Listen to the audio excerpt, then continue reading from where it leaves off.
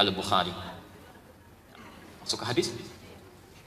Nomor hadis 589. Ditemukan juga di nomor hadis 969. Tadi siapa anak kecil yang bertanya tentang ayat tadi? Abdullah bin Abbas. Hadis ini pun disampaikan oleh orang yang sama. Ibnu Abbas, Abdullah bin Abbas. Ya, kita bacakan. An Ibni Abbas radhiyallahu taala anhuma. Hadis ini disampaikan dari Abdullah bin Abbas. Ya, semoga Allah meridhai pada beliau dan orang tuanya. Qala Rasulullah sallallahu alaihi wasallam. Tadi kan Rasulullah sallallahu alaihi wasallam pernah bersabda, "Ma minal ayyami." Tidak akan pernah ditemukan hari-hari al-amalus salihu fiha, saat amal saleh bila dikerjakan di hari-hari itu naik statusnya, dicintai oleh Allah Subhanahu wa taala. Jadi kalau ibu mengerjakan amal soleh di hari-hari ini, status amalan itu naik menjadi dicintai oleh Allah Subhanahu wa taala.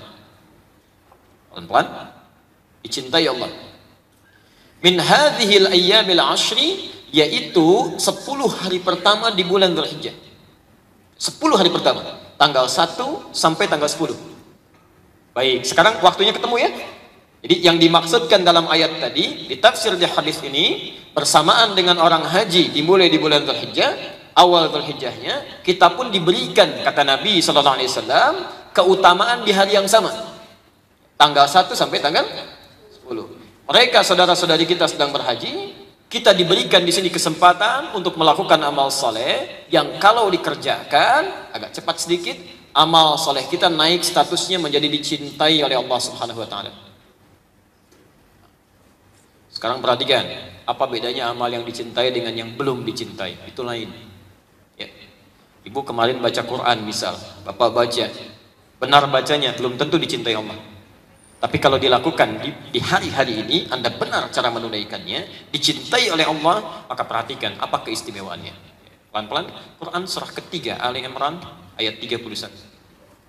Posisi sebelah kiri paling atas. Kita lihat kaidah cinta dalam Al-Quran.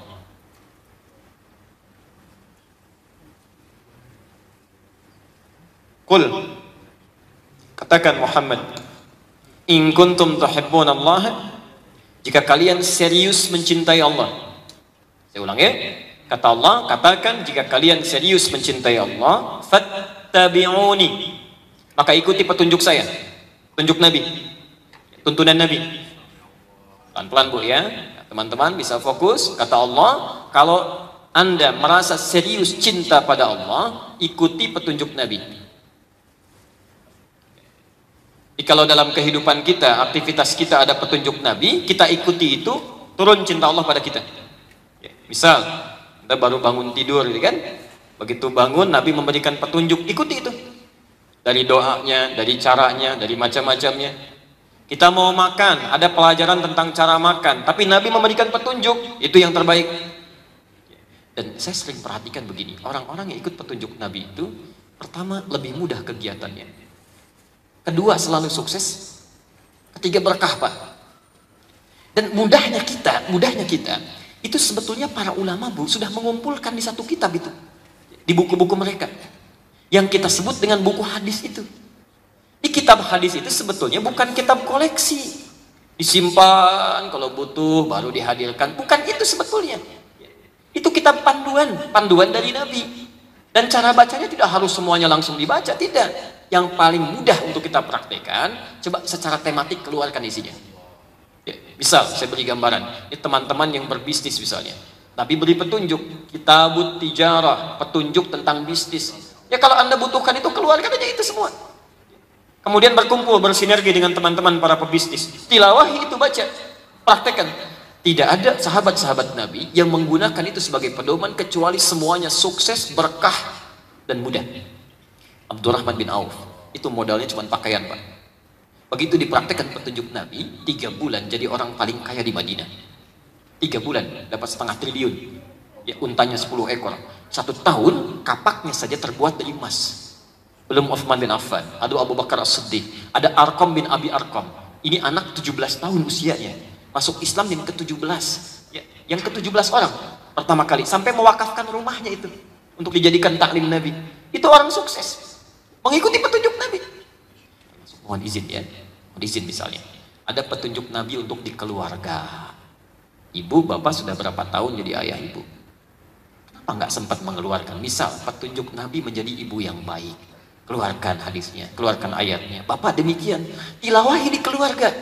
Oh, ini ibu mesti begini, tugas istri begini, suami mesti begini. Begitu Anda praktekkan, demi Allah saya katakan, tidak ada segala hal yang terjadi di rumah tangga kecuali nikmat semuanya. Orang umumnya melihat Nabi dengan gambaran yang tegang saja, tidak. Pernahkah ibu tahu kalau Nabi pernah bercanda dengan tepung dengan Aisyah? Kadang-kadang balap lari, ya olahraga sama-sama, nonton sama-sama, itu ada petunjuk itu, Bu. Tidak ada yang lebih indah dibandingkan dengan itu. Nah, kalau Anda sudah bisa praktekkan, anak mau sekolah, lihat petunjuk Nabi, kan? Ibu bapak demikian, dikeluarkan itu, maka cinta Allah diturunkan pada satu keluarga. Kalau itu sudah terjadi, ini poin kita. Perhatikan, ini gambarannya. Kalau seseorang sudah dicintai oleh Allah Subhanahu wa taala, yuhibbukumullah, dicintai oleh Allah, maka yang pertama diberikan oleh Allah pada orang itu, maaf, bukan dunia. Awas, bukan dunia. Wa yaghfir lakum dzunubakum, diampuni semua dosa-dosa. Semua dosanya. Insyaallah. Bukan dosa. Ada di antara kita yang tidak punya dosa, boleh angkat tangan. Yang sedikit barangkali ibu ada. Wah, saking banyaknya nggak bisa ngacung kan, karena banyak gitu. Dosa hari ini aja belum tentu terampuni, ini semua dosa. So, kalau mau sedikit agak iseng-iseng gitu ya, iseng-iseng ngitung dosa, daripada iseng-iseng berhadiah nggak jelas kan. Malam-malam coba dicek, kalau mau ngitung dosa tuh gampang, jangan yang jauh-jauh dulu. Ini dari ujung kepala sampai ujung kaki. Di kepala ambil satu dulu contoh, mata ya. Baik, apa fungsi mata? Lihat tuh, sudah salah kan. Itu aja sudah salah walaupun belum tentu dosa gitu ya. Baik, fungsi mata itu bukan melihat, awas salah ya. Kalau cuma melihat, kambing juga melihat, tapi mata kambing tidak dihisap. Coba cek di akhirat, nggak ada hisap mata kambing dihisap, tidak ada. Kita sembelih tiap tahun gitu kan, padahal mata kita yang dihisap. Fungsi mata kalau mau dilihat di Quran surah ke-24 An-Nur ayat 30 untuk laki-laki, ayat 31 untuk ibu perempuan, sama persis. Ya. Wa qul lil mu'minina, katakan pada pria-pria yang merasa punya iman, yaghuddu min absarihim, tolong jaga pandangannya, lihat yang baik saja, yang tidak baik jangan dilihat. Jadi ternyata fungsi mata ini hanya boleh melihat yang baik-baik, yang tidak baik tidak boleh dilihat. Jadi fungsi mata bukan melihat, tapi melihat yang baik-baik. Jadi kalau digunakan pada yang tidak baik menurut Allah, itu sudah salah dan dosa. Coba cek dari mulai bangun sampai sekarang saja, berapa kali mata kita salah lihat itu? Coba deh Bapak ya, lihat di TV itu. Ya tunggu sebentar ya. Coba lihat, saat Anda lihat di TV itu iklan shampoo, yang dilihat shampoo-nya apa orangnya? Oh, ibu yang jawab. Kadang-kadang sudah banyak kali itu baru mata itu. Nah, sekarang dikasih kesempatan oleh Allah Subhanahu wa taala melalui lisan Nabi 10 hari, Masya Allah, itu ada peluang amalan kita dicintai, ampunan Allah didapatkan. Beres, selesai semua dalam 10 hari.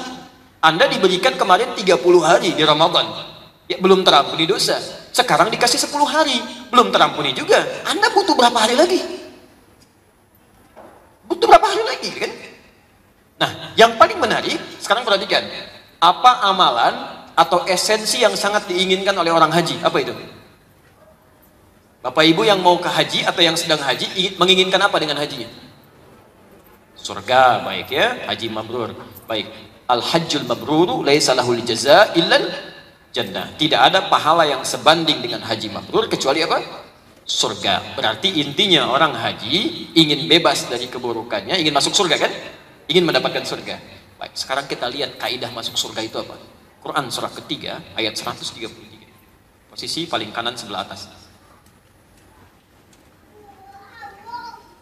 Baik, hati-hati ya, hati-hati. Kita lihat sekarang kaidah surga. Nanti kita ketemu tuh persamaannya. Bismillah. Wasari'u ila magfiratin min rabbikum wa jannatin arduha as-samawati wal ardu u'iddat lil muttaqin. Wasari'u ila maghfirah, dan bergegaslah Anda untuk memohon ampunan. Tobat, minta ampun. Dan bergegaslah Anda untuk memohon ampunan min rabbikum, dari Tuhanmu.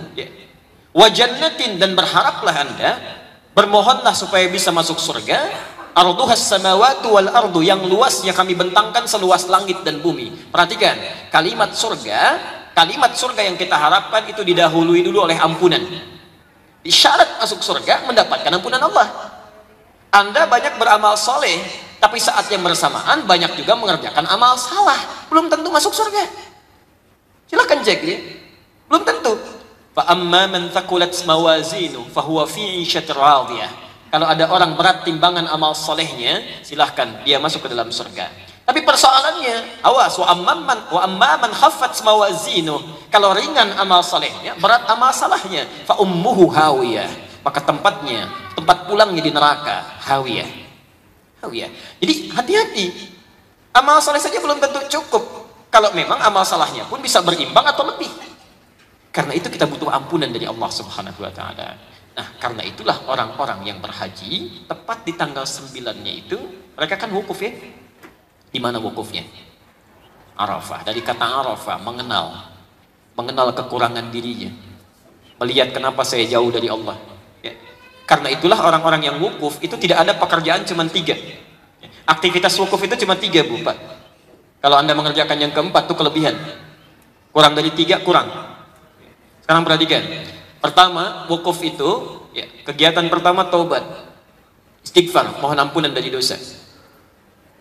Yang kedua, memperbanyak doa. Makanya seringkali ada yang nitip doa ya, minta didoakan, itu boleh, sah. Tempat yang paling banyak diijabah. Yang ketiga, banyak berzikir. Ya, berzikir kalimat thayyibah, baca Quran, macam-macam dan sebagainya, ibadah. Cuma 3 itu. Mohon izin ya, kadang-kadang suka tertukar ini, terutama pada keluarganya, tolong dikabari. Kadang ada yang berdoa duluan, belum sempat istighfar awalnya, itu kurang tepat. Kaidah doa itu istighfar dulu, Bu, Pak. Saya beri gambaran gini. Ini ada gelas ya, ditutup di atasnya, di dalamnya ada isinya. Kalau ini tertutup, kemudian saya ingin masukkan benda lain, kira-kira bisa masuk tidak? Susah begitu. Bukan bendanya nggak bisa masuk, tapi karena ada penghalang nih. Hadis Muslim, nomor hadis 1056, 1056. Yang suka mengaji Al-Arba'in An-Nawawiyah, dibaca hadis nomor 10, posisi paling kanan. Itu dilukiskan oleh Nabi. Thumma dzakara rajula. Nabi mengisahkan seorang lelaki, yutilus safara, menempuh perjalanan jauh. Doa saat di jalan itu cepat dikabulkan. Ash'atha aghbara, sampai tampilannya begitu kumal, gitu kan? Yamuddu yadaihi ilas sama, mengangkat tangannya ke langit. Doa orang yang tangannya diangkat begini lebih cepat dikabulkan dengan yang diam. Fayaqulu ya Rabb, ya Rabb, maka dia membaca al-asmaul husna ya Rabb. Orang yang berdoa dengan membaca al-asmaul husna lebih cepat dikabulkan dengan yang tidak. Tapi nggak usah dibaca semuanya, Bu, sesuai dengan kepentingan kita aja. Oh ya Rahman, ya Rahim, ya Malik, ya Kudus, kebanyakan. Ya, itu Anda butuh bebas dari persoalan, sebut ya Al-Fattah. Butuh rizki, sebut ya Razak, gitu kan? Tapi kalau Anda kira-kira sulit menemukan namanya, cari yang paling ujungnya, Rabb. Ya. Makanya kita saat berdoa kan, itu umumnya menyebut Rabb. Ayo, doa paling favorit apa? Rabbana atina fid dunya. Doa apa itu? Sapu jagat tuh ya, ada doa sapu jagat, ada doa sapu nggak ada jagatnya, doa jagat nggak ada sapunya, di kita aja itu ya. Masya Allah. Rabb. Nah, orang ini melakukan ketiganya. Lihat komentar Nabi. Anna yustajabu lidzalik. Mustahil doanya bisa terjawab. Mustahil doanya bisa terjawab. Kenapa? Maaf ya. Amu haramun, karena makanannya haram. Mashrabu haramun, minumannya haram. Balbasu haramun, pakaiannya haram. Wa ghudhiya biharamin, dan perangkat hidupnya haram. Yang haram itu menutup keadaan dirinya, tertutup begini. Karena itu ketika dia memohon kepada Allah, Allah mau mengabulkan susah. Jadi begitu dikabulkan mentalan itu. Susah. Makanya caranya, ini sekatnya harus dibuka dulu, tobat. Tobat kepada Allah, keluarkan yang haram-haramnya, tangisi dosa-dosanya. Ya. Makanya diingat apa yang menyebabkan saya kepleset nih. Dalam bahasa Arab terpeleset itu zalafa. Kalau sering kepeleset izdalafa. Penyebabnya disebut Muzdalifah. Betul, makanya diingat-ingat pergi ke Muzdalifah. Ya, cari batu itu, ingin melontar. Ya. Lontaran pertama bukan orang lain, nafsu kita. Jadi kalau kita berbuat salah dalam keburukan hidup kita, itu yang salah bukan orang lain, sebetulnya awalnya kita sendiri. Quran surah ke-12 ayat 53, posisi paling kiri sebelah atas. Ya. Wa ma ubarri'u nafsi. Saya tidak bisa menyucikan jiwa saya. Innan nafsa la ammaratan bisu. Nafsu itu bisa mengarahkan pada keburukan. Ya. Maaf, pengaruh paling besar dalam hidup disebut dengan aqabah. Karena itulah yang dia lempar pertama kali aqabah. Itu bukan temboknya itu sifat-sifat buruknya. Nah, saya kembalikan dulu supaya tidak terlalu melebar ya, pelan-pelan. Jadi poinnya, kalau Anda ingin melakukan kebaikan-kebaikan, pertama buka dulu sekatnya. Istighfar, tobat, keluarkan ini. Nah, kalau sudah dikeluarkan oleh orang-orang yang haji, yang kotor keluar, maka dia mulai berdoa. Bukankah kalau sudah bertobat dosanya diampuni? Ya, di Arafah, Masya Allah, ini kita bermohon di Masjid Al-Latif.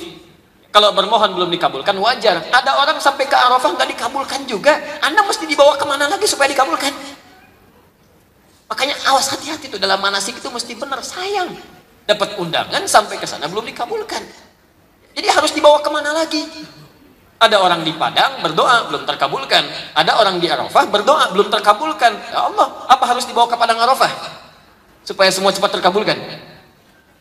Ini kan poin-poin yang harusnya kita evaluasi di sini.